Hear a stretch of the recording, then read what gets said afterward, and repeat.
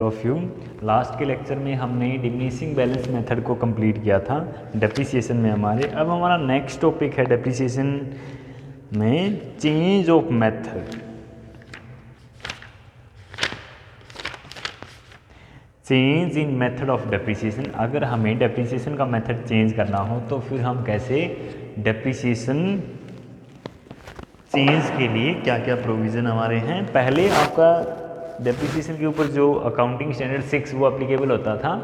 जैसे ही accounting standard 6 withdraw किया गया और अकाउंटिंग स्टैंडर्ड 10 आपका अप्लीकेबल हुआ, उस समय से क्या हुआ कि हर साल के एंड में आप ये चेक करोगे कि फ्यूचर में जो मशीनरी आपने बाय कर रखी है, जैसे फॉर एग्जांपल हम ले लेते हैं एग्जांपल कि आपने एक मशीनरी बाय कर रखी है 1 लाख की।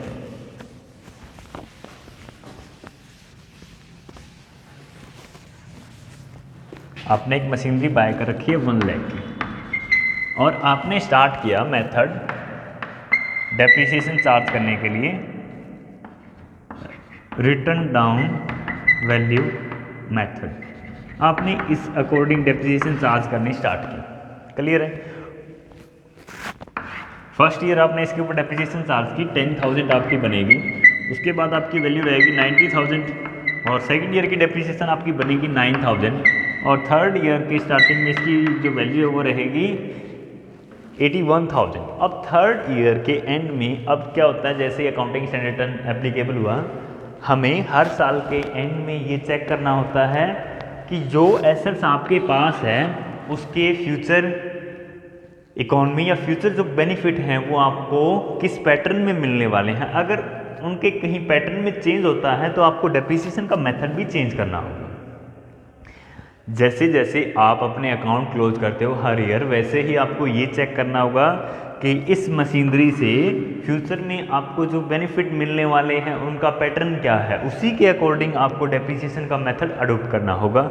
अगर आपको ये लगता है कि अब ये 81,000 की मशीनरी आने वाले 9 सालों तक आपके लिए यूजफुल रहेगी, तो इसकी एस्टिमेटेड लाइफ आपको पता चली कि एस्टिमेटेड यूजफुल लाइफ आपको पता चली कि 9 ईयर है। जैसे ही आपको थर्ड ईयर के एंड में ये पता चला तो उसी डेट को आप क्या करोगे, डेप्रिसिएशन का मेथड चेंज कर दोगे। अब इसकी एस्टिमेटेड लाइफ 9 ईयर है, तो ये जो टोटल इसकी वैल्यू है डेप्रिसिएटेड वैल्यू उस डेट को जितनी है उसी को आप डिवाइड करोगे 9 ईयर में। 9 ईयर में डिवाइड करोगे तो हर साल की डेप्रिसिएशन आपकी कितनी, 9,000। तो इसी डेट से आपको जो है डेप्रिसिएशन चार्ज करनी होगी स्ट्रेट लाइन मेथड से। आपने डेप्रिसिएशन का मेथड चेंज कर दिया। जैसे ही आपको ये लगा कि ये मशीनरी 9 ईयर तक यूजफुल है, आपने डेप्रिसिएशन का मेथड चेंज कर दिया। अब पहले जब अकाउंटिंग स्टैंडर्ड 6 एप्लीकेबल होता था और पुरानी बुक में भी यही मेंशन होगा, तो इस चेंज इन डेप्रिसिएशन का जो मेथड था हमारा वो रेट्रोस्पेक्टिव इफेक्ट शो करता था कि पीछे से ही आपको चेंज करना पड़ेगा। अब जब थर्ड ईयर में आप ये मेथड चेंज कर रहे हो तो पहले क्या होता था कि आप ऐसा शो करते थे अपनी बुक्स के थ्रू कि ये जो चेंज था वो स्टार्टिंग डेट से ही लागू हो। लेकिन अब जैसे ही अकाउंटिंग स्टैंडर्ड हमारा 10 आया है, AS 10 जैसे ही आया है, उसमें क्या है, प्रोस्पेक्टिव इफेक्ट अप्लीकेबल होता है डेप्रिसिएशन का। पीछे का जो हो चुका उसे जाने दो, आगे क्या होने वाला है उसी के अकॉर्डिंग आपको अकाउंट मेंटेन करने हैं। अब आगे आप डेप्रिसिएशन चार्ज करने वाले हो स्ट्रेट लाइन मेथड के थ्रू, तो अब डेप्रिसिएशन आगे जो आप चार्ज करोगे वही शो करोगे, पीछे आपको कुछ नहीं करना। तो जिनके पास पुरानी बुक है ना वो ये ध्यान रखें कि अब जो है नई बुक में प्रोस्पेक्टिव इफेक्ट दिखाया गया है change in method of depreciation. तो ये जरूर ध्यान रखें आप। नई बुक जिन स्टूडेंट के पास है उनसे आप पिक मंगवा लेना जो question change in method of depreciation पे बेस है। अब हम इस पे बेस एक क्वेश्चन कर लेते हैं। क्वेश्चन देखो, जैसे मैं यही यूज़ करूँगा ताकि हमें परफॉर्मा ना बनाना पड़े। ऑलरेडी हमने जो सम किया हुआ था उसी की अमाउंट मैं रफ कर देता हूँ और डेट भी रफ कर देते हैं।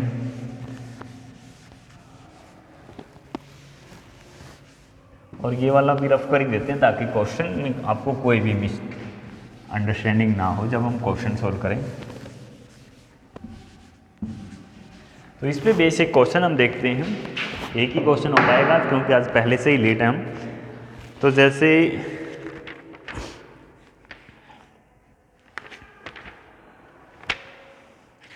हम कर लेते हैं illustration number 20। The plant and machinery account of A company had a debit balance of 1,47,390 rupees. एक प्लांट एंड मशीनरी, अब यहाँ जो अकाउंट हम बना रहे हैं वो है प्लांट एंड मशीनरी अकाउंट। सिर्फ आपको प्लांट और ऐड करना है, प्लांट एंड मशीनरी अकाउंट आप प्रिपेयर कर रहे हो और इसका डेबिट बैलेंस दे रखा है आपको 1 अप्रैल 2017 को। 1 अप्रैल 2017 को इसका डेबिट बैलेंस आपको गिवन है 1,47,390 रुपीज़। तो डेबिट बैलेंस अगर है तो हम डेबिट साइड नोट करेंगे, टू बैलेंस BD इस तरीके से नोट करेंगे क्योंकि हमें बैलेंस दिया गया डायरेक्टली। उसके बाद the company was incorporated on 1 April 2014। अब ये हमें बता रहा है कि कंपनी की स्थापना, जो कंपनी आपकी उसका इनकॉर्पोरेशन हुआ था 1 अप्रैल 2014 को कंपनी एस्टेब्लिश की गई थी।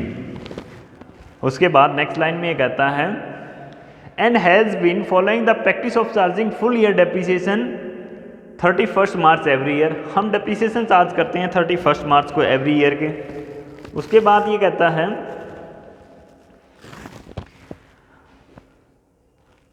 डेप्रिसिएशन आप चार्ज करते हो डिमिनिशिंग बैलेंस मेथड। तो एट प्रेजेंट आप चार्ज कर रहे हो रिटन डाउन वैल्यू मेथड से 15% की रेट से डेप्रिसिएशन अब तक आप चार्ज कर रहे थे।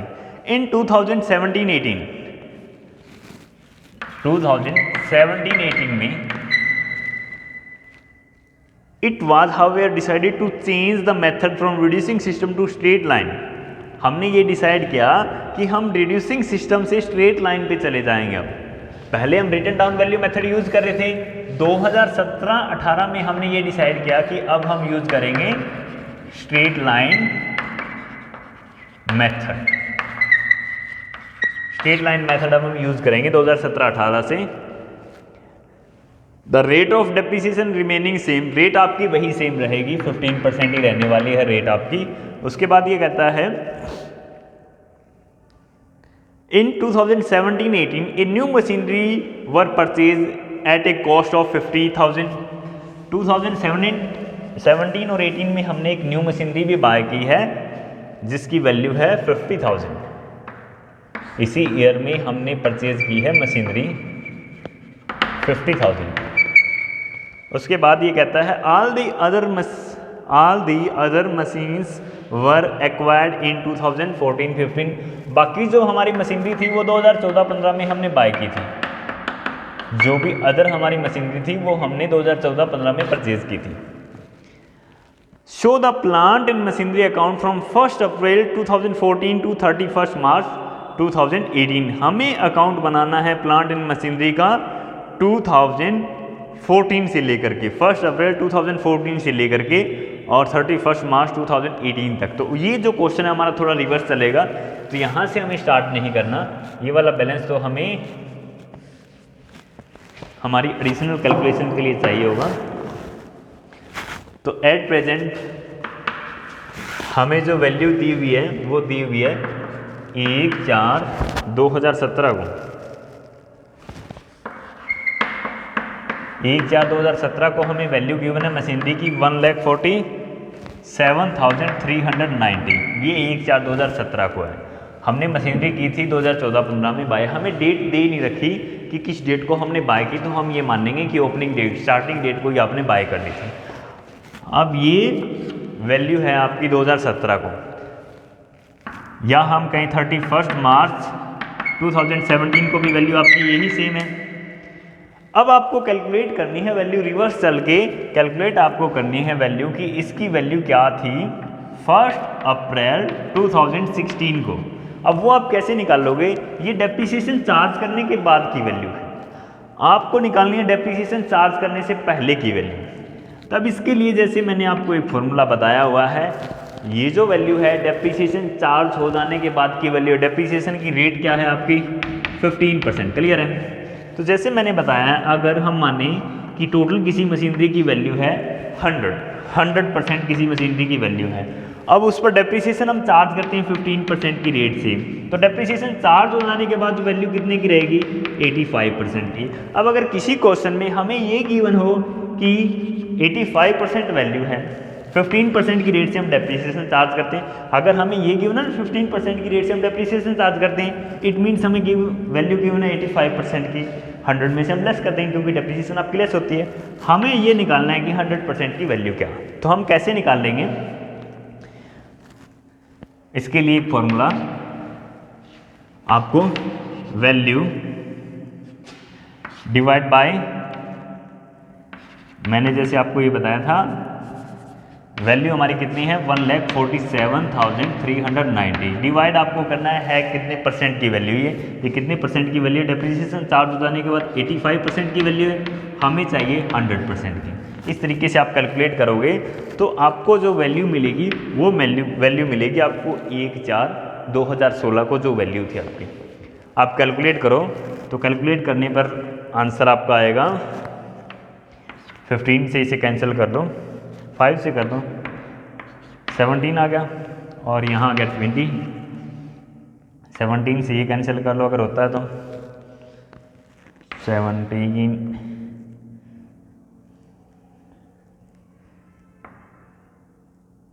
ये चला जाएगा आपका 17 इंटू में 7 9 7 8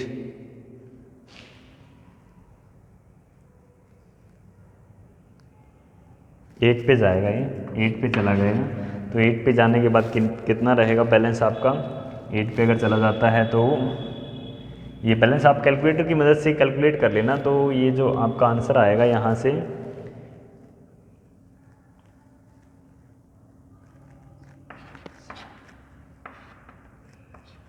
136 और यहाँ बैलेंस रहेगा आपका 11 113, तो अब ये चला जाएगा 6 पे, बाकी रह गए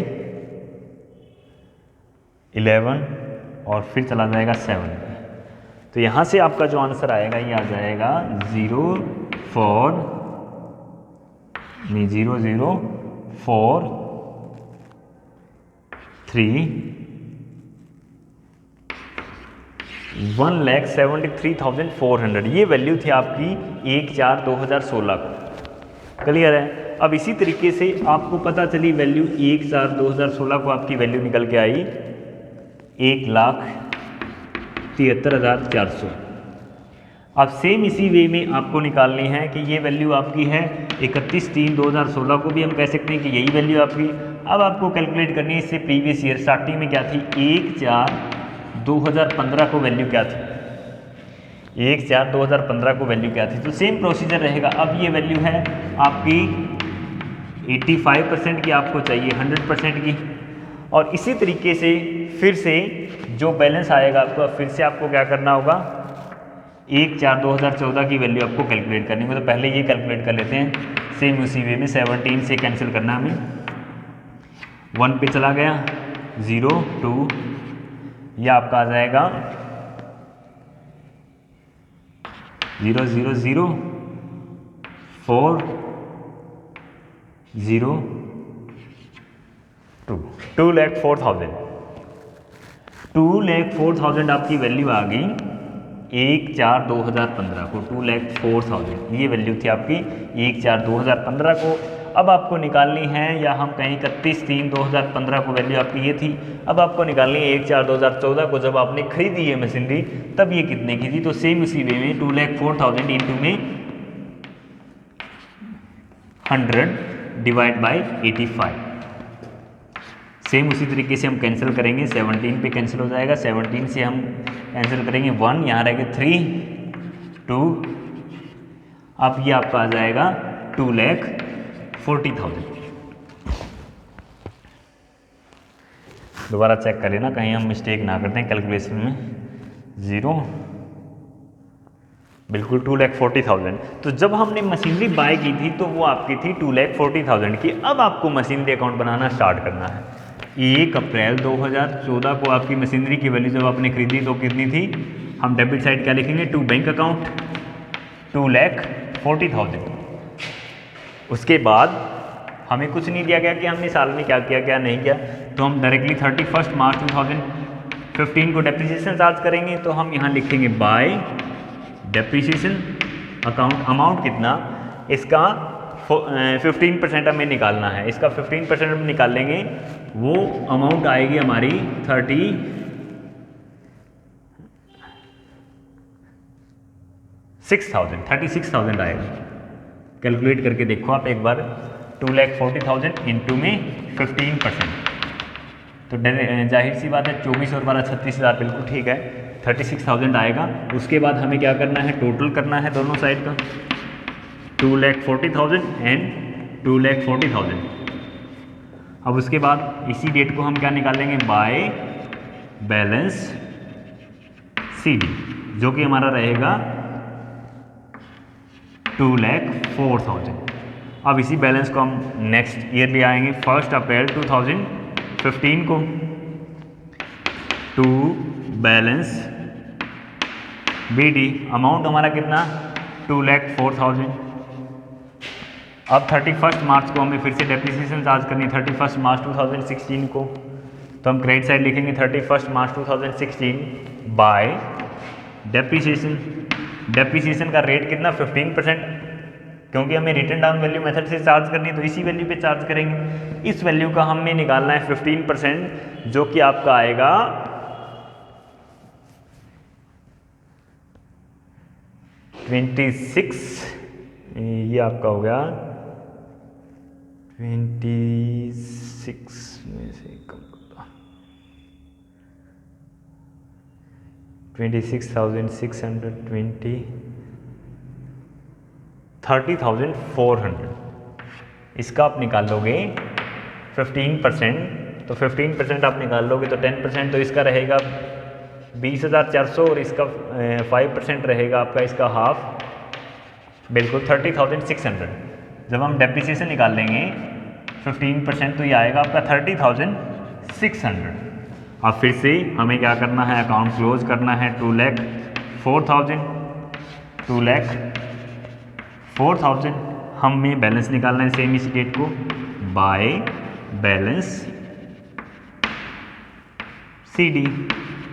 बैलेंस निकाल लेंगे, इसमें से लेस करेंगे 2,04,000, आपका जो बैलेंस रहेगा वो रहेगा 1,73,400। फिर से इस बैलेंस को हम क्या करेंगे? नेक्स्ट ईयर ब्रॉट डाउन कर लेंगे 1 अप्रैल 2016 को, टू बैलेंस BD अमाउंट 1,73,400। फिर से हमें 31 मार्च 2017 को डेप्रिसिएशन चार्ज करनी है, 31 मार्च 2017 को, क्योंकि डेप्रिसिएशन का मेथड हमने 2017-18 में चेंज किया है, तो इस डेट तक तो हमें उसी मेथड से डेप्रिसिएशन चार्ज करनी है। तो हमें क्या करना है? Bye depreciation account. अब डेप्रिसिएशन की अमाउंट कितनी रहेगी?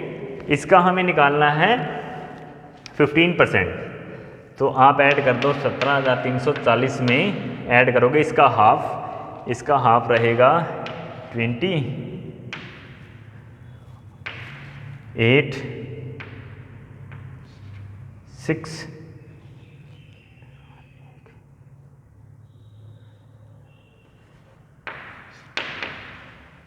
ये ऐड कर दो, इसमें तो वैल्यू आएगी आपकी 4,1 और 6 और 9 10, 1 कैरी हो गया, 26,010 रुपीज़।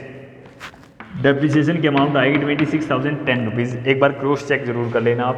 फिर से हम 31 मार्च 2017 को हम बैलेंस निकालेंगे, बाय बैलेंस CD। वो बैलेंस आपका कितना रहेगा? टोटल हमें करना है दोनों साइड का 1,73,400 और इस साइड का टोटल भी 1,73,400। 1,73,400 में से हमें लेस करने हैं 26,010 रुपीज़, तो ये तो रह जाएगा 390 और आप लेस कर दो इसमें से 173 में से लेस करो 26। 173 में से आप लेस करोगे 26,000 तो ये रह गया आपका 3,000, ये लेस हो गया 50,000, 1,47,390। अब हम क्वेश्चन में वहाँ तक पहुँच गए जहाँ तक हमें बैलेंस दिया गया था।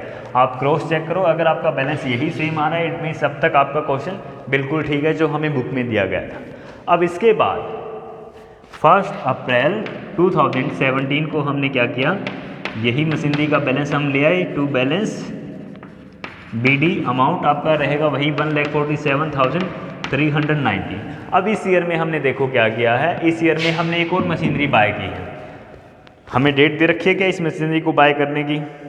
हमें कोई डेट नहीं दे रखी। जब आपको कोई डेट ना दी जाए तो हम ये मानते हैं कि स्टार्टिंग डेट को ही बाय कीजिए, तो इसी डेट को हमने बाय की है। To bank account, debit side हम पोस्टिंग करेंगे अगर मशीनरी हम बाय कर रहे हैं। टू बैंक अकाउंट, अमाउंट कितना 50,000, क्लियर है। उसके बाद जैसे ही इस ईयर का एंड होगा 31 मार्च 2018 को हमें डेप्रिसिएशन चार्ज करनी है, लेकिन जैसे ही 2018 को हम डेप्रिसिएशन चार्ज करने लगे हमें क्या बताया गया कि डेप्रिसिएशन का जो मेथड है वो चेंज कर दिया गया है। मेथड चेंज किस अकॉर्डिंग कर दिया गया है कि अब आपको डेप्रिसिएशन चार्ज करनी है स्ट्रेट लाइन मेथड से। आपको जो डेप्रिसिएशन चार्ज करनी है स्ट्रेट लाइन मेथड से। अब स्ट्रेट लाइन मेथड से डेप्रिसिएशन आप किस पे चार्ज करते थे, जो ओरिजिनल वैल्यू थी उस पे चार्ज करते थे आप। अब आपको ओरिजिनल वैल्यू पे डेप्रिसिएशन चार्ज करनी है।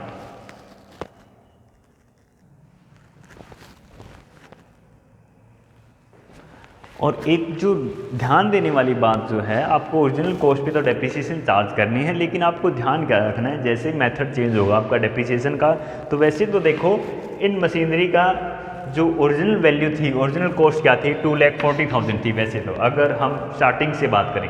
लेकिन मैंने जैसे कहा कि जब हम मेथड चेंज करते हैं तो अब अकाउंटिंग स्टैंडर्ड 10 के अकॉर्डिंग प्रोस्पेक्टिव इफेक्ट हमें अप्लीकेबल करना होता है।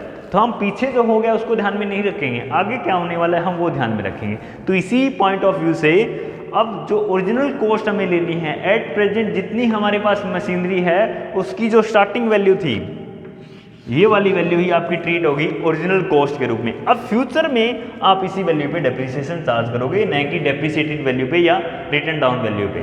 फ्यूचर में आप इसी वैल्यू को ओरिजिनल कॉस्ट मान के चलोगे जो हमारे पास मशीनरी थी, और इसकी हमें ओरिजिनल कॉस्ट पता ही है क्योंकि ये साल ही हमने बाय किया। तो जब हम डेप्रिसिएशन कैलकुलेट करेंगे, राइट साइड क्या लिखेंगे, बाय डेप्रिसिएशन।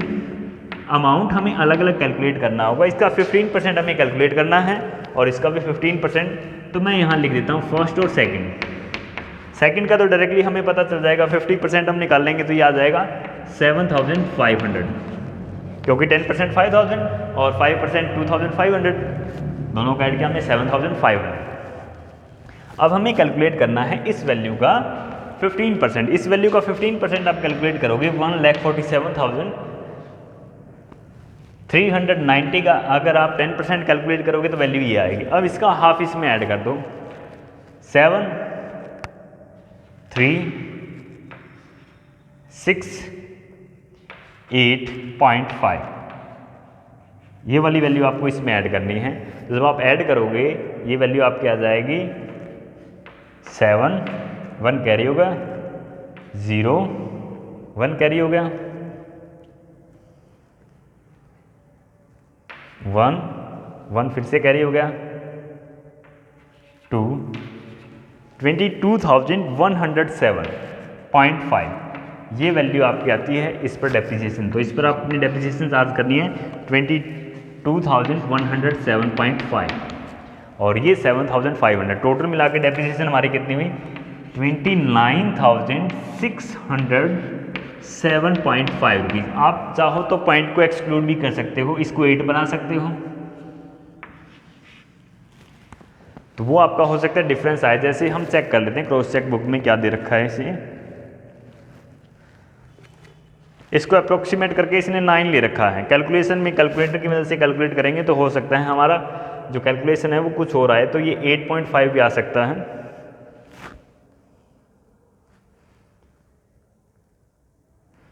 बल्कि ये 8 नहीं आएगा, यहाँ 9.5 ही आएगा, हमने कैलकुलेशन में ही मिस्टेक कर रखी है।